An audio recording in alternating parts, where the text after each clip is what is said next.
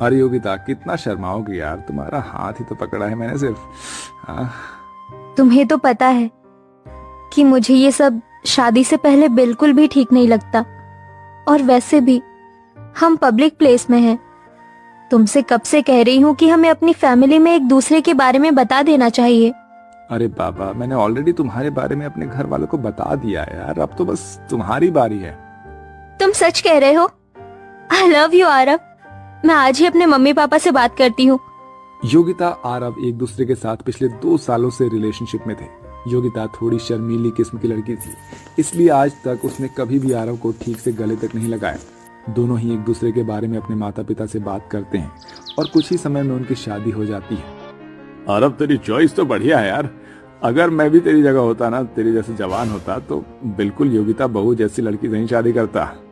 अरे जैसे ही क्यों, मैं तो योगिता से ही शादी कर लेता। अपने गृह प्रवेश पर अपने ससुर के मुंह से ऐसी बात सुनकर योगिता को काफी अजीब महसूस होने लगता है, लेकिन वो इस बात पर ज्यादा ध्यान नहीं देती।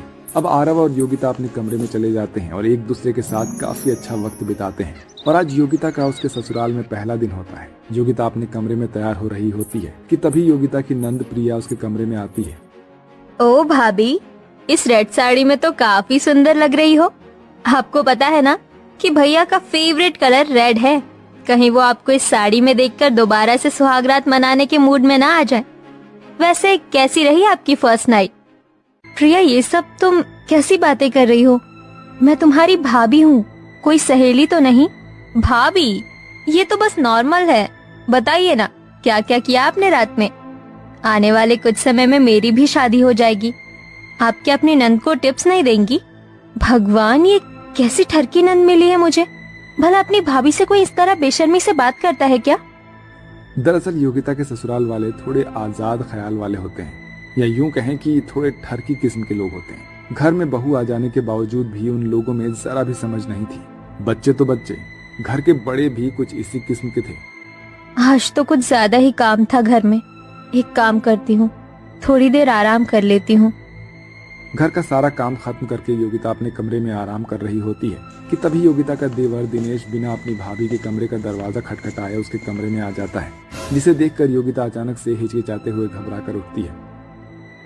अरे दिनेश, तुम ऐसे अचानक कमरे में कैसे चले आए? तुम्हें दरवाजा खटखटा कर आना चाहिए था ना। भाभी, मैं कोई पराया मर्द थोड़ी ना हूँ, आपका देवर हूँ भाई है? और देवर तो भाई के समान होता है ना।